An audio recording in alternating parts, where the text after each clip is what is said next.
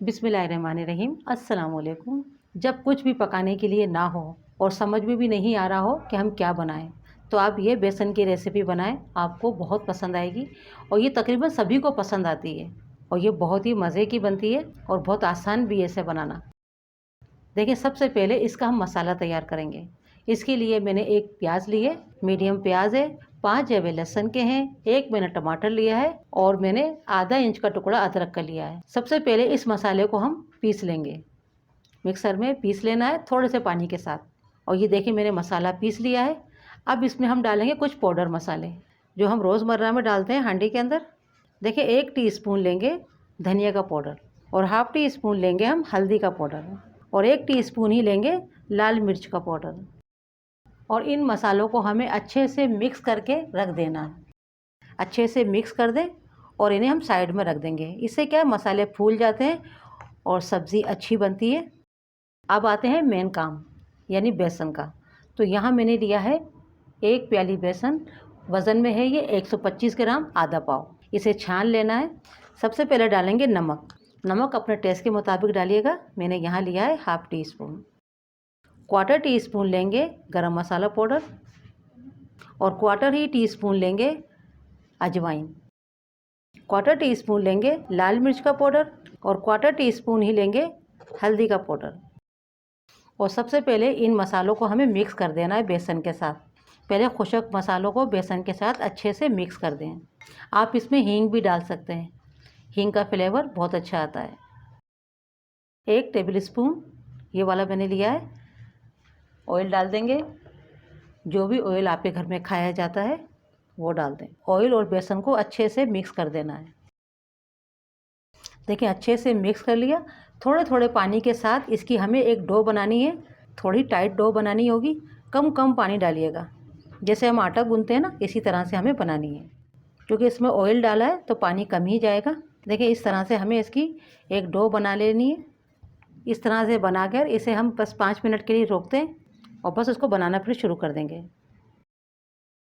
इस तरह छोटा पीस ले लें और हाथों पे रख के इसको इस तरीके से आपने इसको इस तरह रोल कर दें, छोटे बड़े जैसे भी आप चाहें। इस तरह से रोल करते जाएं और इसे हम रखते जाएंगे, प्लेट में जमा करते जाएंगे। देखिए, इस तरह से हमें बना बना के रखते जाना है। इस तरह से तमाम तैयार कर लेंगे और फिर इसके बाद में इन्हें हम फ्राई करना है। ऑयल मैंने गर्म करने रख दिया है। थोड़ा सा टाइट बनाएंगे तो हाथों पे नहीं चिपकता है। अगर हाथों पे चिपक रहा हो तो आप थोड़ा सा ऑयल लगा लें और थोड़ी पतली ही बनाइएगा, ज़्यादा मोटी मोटी नहीं बनाइएगा, तभी ये अच्छी बनती है। गैस भी आपने मीडियम रखना है और ऑयल भी आपका मीडियम गर्म होना चाहिए। ज़्यादा तेज़ गर्म नहीं होना चाहिए, ना ही बिल्कुल लो होना चाहिए, यानी कम गर्म भी नहीं होना चाहिए। थोड़ी देर इनको सिकने दें, फ़ौरन से नहीं पलटेंगे। बस मैंने इनको थोड़ा सा अलहदा किया है। जब आप इन्हें फ्राई करते हैं तो देखें ये फूलना शुरू हो जाते हैं। और इन्हें हमें ज़्यादा फ्राई नहीं करना है क्योंकि गैस हमने रखा है मीडियम और ऑयल भी हमारा मीडियम ही गर्म है। बस इनको इतना फ्राई करना है कि ये पक जाएं, यानी कि हमें 3 से 4 मिनट इन्हें इसी तरह से फ्राई कर लेना है। अगर मोटी मोटी बनाएंगे तो उसमें क्या है, आपको काफ़ी टाइम लगता है फ्राई करने में। देखिए, अच्छे से फ्राई हो गई। अब इन्हें हम निकाल लेंगे। देखिए, अच्छे से फ्राई हो गई हैं, इनको मैंने निकाल लिया है। अब इसी ऑयल के अंदर हम डाल देंगे मसाला जो हमने शुरू में बनाया था। तो बाउल के अंदर थोड़ा सा मसाला था, थोड़ा सा पानी डाल के उसे भी डाल देंगे। अच्छे से मिक्स कर दें और कवर कर दें और गैस को यहाँ पर हम रखेंगे मीडियम से थोड़ा कम, ताकि मसाला अच्छे से पक जाए। 3 से 4 मिनट अभी कवर करके पकने देंगे। अगर आपको ऐसा लगता है कि जल रहा है तो आप फ़ौरन से चलाना शुरू कर दें। 4 मिनट हो गए मसाले को पकते हुए। अब इस मसाले को हमें अच्छे से भून लेना है। गैस को थोड़ा मीडियम कर देंगे। देखिए, ऑयल मैंने लिया था क्वार्टर कप। जब तक मसाला अच्छे से भुनेगा नहीं तो आपकी ये सालन अच्छा नहीं बनेगा। तो आपने मसाले को अच्छे से भूनना है और इसे चलाते रहें आप, ताकि लगे नहीं। छींटें काफ़ी उड़ रही हैं तो कवर कर दें, 2 मिनट पकने दें। फिर 2 मिनट के बाद फिर हम चलाएंगे। 2 मिनट कवर करके हमने फिर से पका लिया। अब मसाले को हमें भून लेना है। अच्छे से मसाले को भून लेंगे। जितना भी हमने ऑयल डाला है सारा ऑयल ऊपर आ जाए, वहाँ तक हमें मसाले को भूनना होगा। देखें, ऑयल ऊपर आ गया है। अब इसी वक्त डाल देना है दही। अगर आप दही डालना ना चाहें तो 2 टमाटर ले लें मैंने टमाटर एक लिया था, इसलिए दही भी डाल रही हूँ। इसके साथ सब्ज़ी और भी मज़े की बनती है। दही को मैंने फेंट लिया था और 2 चम्मच मैंने भर के दही का डाल दिया है।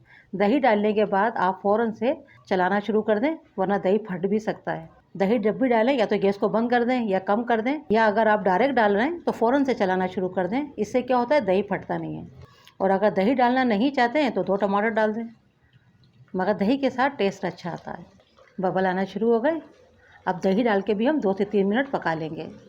जब दही के अंदर बबल आ जाएं, उसी वक्त आप नमक डाल दें अपने टेस्ट के मुताबिक। मैंने यहाँ पर ½ टी स्पून नमक डाला है। देखें, दही डाल के भी 2 से 3 मिनट पका लिया। अब इसमें पानी डालेंगे, साथ ही डाल देंगे ½ टी स्पून कसूरी मेथी, यानी सूखी मेथी डाल देंगे। इसका फ्लेवर बहुत अच्छा आता है। अगर आपको पसंद ना हो तो आप इसे स्किप कर सकते हैं, नहीं डालिए। कवर कर देंगे ताकि जल्दी से पानी में बॉयल आ जाए। देखिए, इसी वक्त डाल देना है जो हमने बेसन की, इसे आप सेव भी कह सकते हैं। सेव जो बनते हैं ना मोटे मोटे, वो इसी तरह से बनाए जाते हैं। तो जो हमने बेसन के सेव फ्राई किए थे वो हम इसी वक्त डाल देंगे और इसे पकने देना है। गैस को कम ही रखेंगे और तकरीबन इसे हम पकने देंगे 8 से 10 मिनट। गैस को कम ही रखना है ताकि ये अच्छे से फूल जाएंगे। जो मैंने सेव बनाए थे अभी, इसमें अगर चाहें तो आप थोड़ा सा खाने वाला सोडा भी डाल दें, यानी बेकिंग सोडा। तो उससे क्या है, जल्दी फूल जाते हैं। अगर आप वो डालते हैं तो वो डाल दें। तो आप इसे सिर्फ 3 से 4 मिनट ही पकाएं तो पक के तैयार हो जाते हैं। मैंने नहीं यूज़ किया है। तो इस तरह से हम इसे 8 से 10 मिनट पकाएंगे, गैस को कम ही रखेंगे तो ये अच्छे से पक जाएंगी। बस एक बात का ख्याल रखें, बेसन के ये सेव बनते हैं, इनको आपने ज़्यादा फ्राई नहीं करना है। अगर बहुत ज़्यादा फ्राई कर लेंगे तो फिर क्या होता है, जैसे इन पर कलर आ जाता है बहुत ज़्यादा, जैसे कि बहुत से लाल लाल सा कलर आ जाता है। आप इतना फ्राई कर लेते हैं तो फिर पकने में बहुत टाइम लगता है। और अगर आप कम फ्राई करते हैं, क्योंकि इसको हमें बाद में पकाना भी होता है, तो ये पक जाती है। बस इसका शेप उसका अच्छा हो जाता है और उसको एक फ्राई करने से इसका टेस्ट बढ़ जाता है। तो बस इतना फ्राई करें जितना मैंने फ्राई किया है, इससे ज़्यादा फ्राई नहीं कीजिएगा, वरना ये फूलेंगी बहुत देर से। देखिए, 10 मिनट करीब मैंने पका लिया है। तो आप देख सकते हैं सब्ज़ी फूल चुकी है और हमारी बेसन की सब्ज़ी बनके तैयार है। और इस वक्त हम डाल देंगे हरा धनिया। हरा धनिया से गार्निश कर दें। और देखें, जितनी थिक या जितनी आपने इसको पतला रखना है वो अपने मुताबिक आप कर सकते हैं। कुछ लोगों को ये सब्ज़ी थोड़ी पतली अच्छी लगती है, कुछ लोगों को थोड़ी थिक अच्छी लगती है, तो आप अपने मुताबिक कर सकते हैं। आप इसे रोटी के साथ खाएं तो बहुत ही अच्छी लगती है। और अगर आपको चावलों से खाना पसंद है तो आप चावलों के साथ भी सर्व कर सकते हैं।